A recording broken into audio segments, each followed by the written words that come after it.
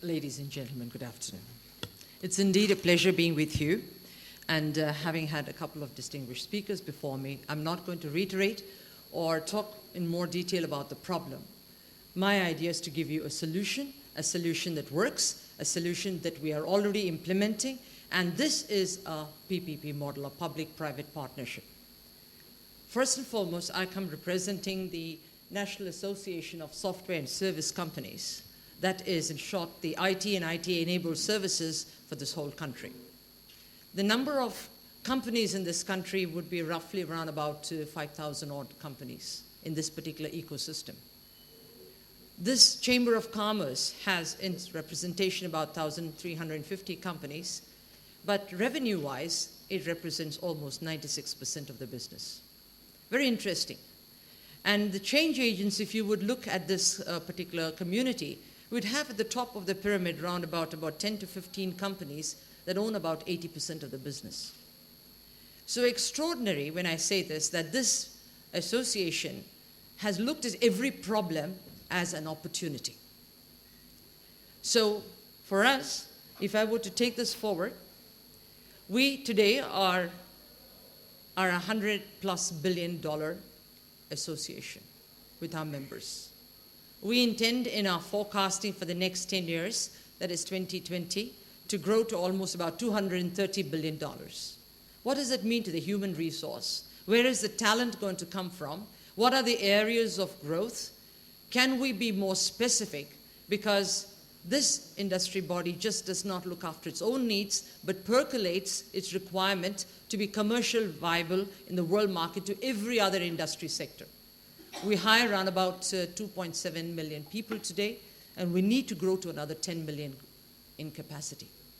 So enabling this capacity of 10 million in a requirement of about 500 million, with what the government has said, is what is our agenda.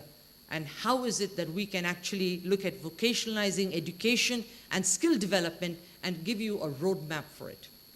So what has been the thought that have gone into this? Basically, if you look at the structure of unemployment, we studied it worldwide. We have huge pockets of unemployment, and in the same space, we have a large number of people who could be employed. So what is the gap between the supply and demand? It is that there is insufficient skilling for that particular job role. So from the demand side, we say we need so many jobs. From the supply side, you have so many people. This country brings around about almost 3.4 million graduates every year. But this mismatch is not because either of the two are incompetent, but they are not talking to each other. Industry from our side is not articulate in saying what are the competencies in each of this. Qualifications alone don't talk about competencies. A competency is domain information as well as skills. At a workplace, you need this, so we need to be more articulate. On the other hand, the educational system must look for a high-end R&D requirement, but also look at having in its own requirement of assessments and the pedagogy that they do to have higher-order thinking skills like analysis, synthesis, evaluation, just not the knowledge, understanding. So this, can we have a roadmap to make all this happen? Is there a special purpose vehicle that we can, as an industry, as a country, make do, because we have to leapfrog into the future? So the answer is we are moving forward. So what we said is, what is the interaction between supply and demand? You will see constantly there are workflows between supply and demand all the time. You will constantly expand. For us, you would have seen in the first one of the slides, though we are looking at about $230 billion, the opportunity that is there is of almost $1,300 billion. Why aren't we not going towards that number at all? It's because conversion of a person who could be employed to be industry ready and billable is very difficult. When we hire from our supply side, which is on campuses, it takes us almost 23 weeks, almost 6 months before they are billable. Who's going to absorb the costs? With protectionism coming up the way it is, we have to be competitive. Every last dollar matches. So then we say, hasn't the supply side envisaged what is the requirement that is required in the employment scenario? How are we skilling ourselves to constantly keep abreast with world markets? So we cannot be stagnant. We have to constantly change. And therefore, there is a synergy required between a formal educational system, a vocational system, as well as skill development all in one breath. Now, the concept that vocation is only in the school space and a non-formal is totally outdated.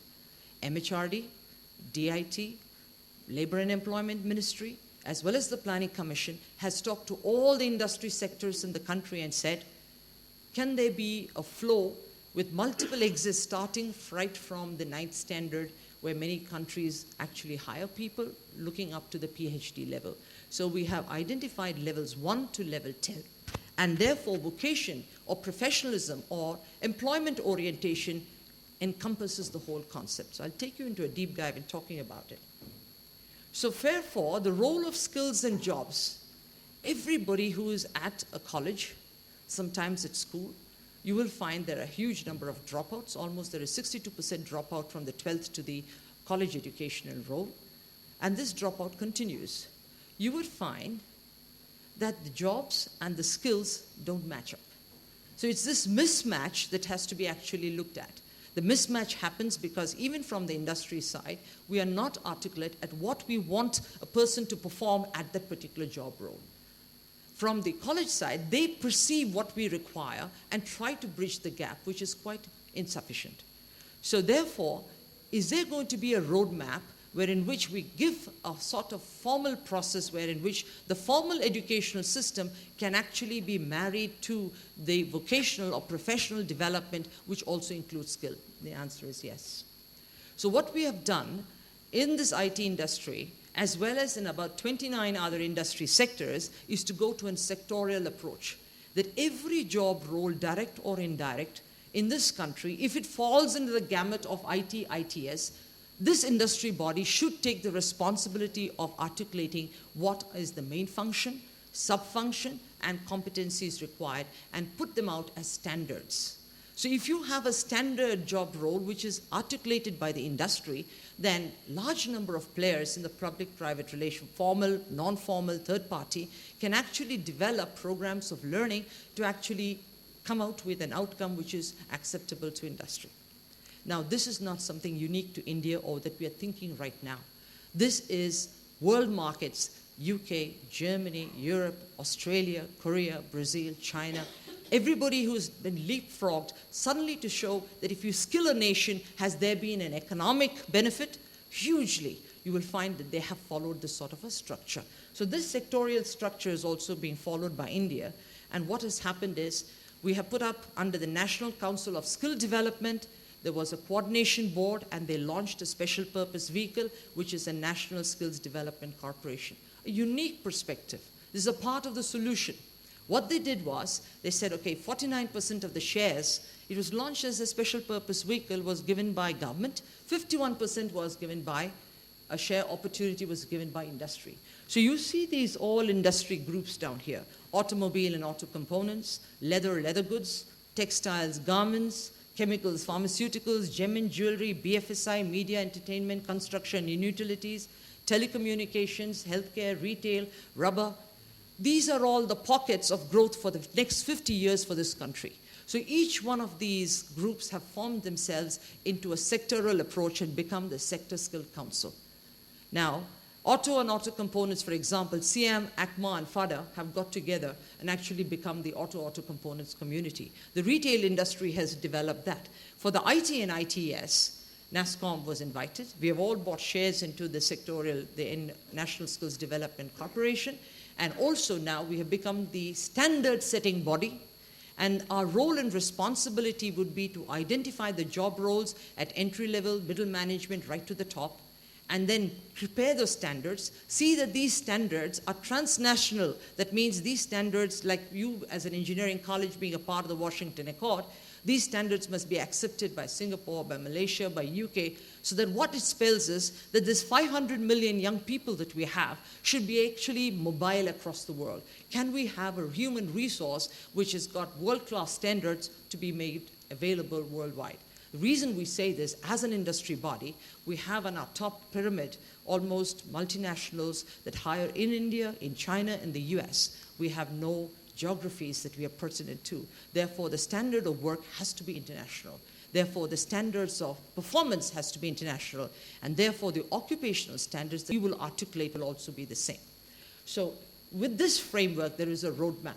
Now, the government of India, in consultation with a large number of industries and a huge number of think tanks, to augment all the problems that professors have been talking about, and you have heard earlier on what MHRD is also planning, is that we said you have a national, vocational, educational qualification framework. So you will see that vocation and education are linked here. What we are trying to do is look at the various areas of supply in the ecosystem.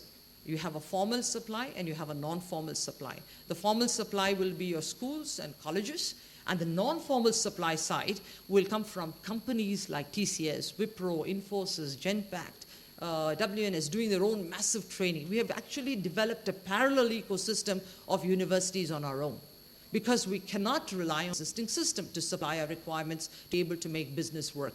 It has worked well for the last 20 years. But the way forward, we see that the opportunities in the world market are so huge, and India is ill-equipped to take it. So we needed a roadmap to see that we can augment the talent pool.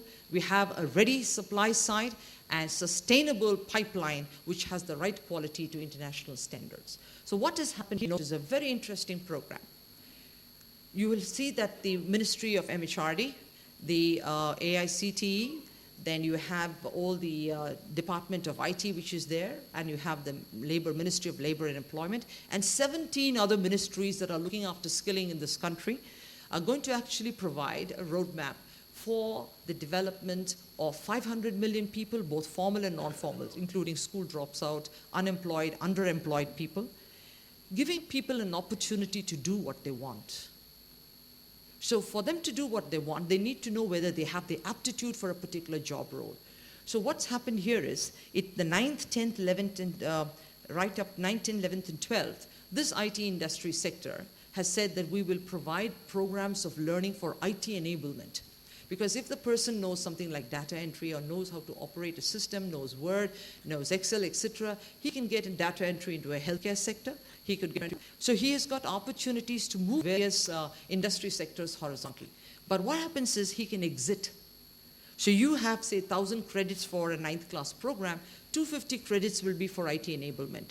It might be this child can choose to do, say, a security program, or he can do a program which is related to retail, healthcare, construction utilities. The choice is open. But if you want to do IT, it's also possible. There might be a dropout there. With that certification, which is recognized by industry, can this person be enabled to get themselves a job? So there the industry comes back and says, yes, if you have that particular certification, if you have these extra skills, I will hire you. So this is the collaboration that is coming in here.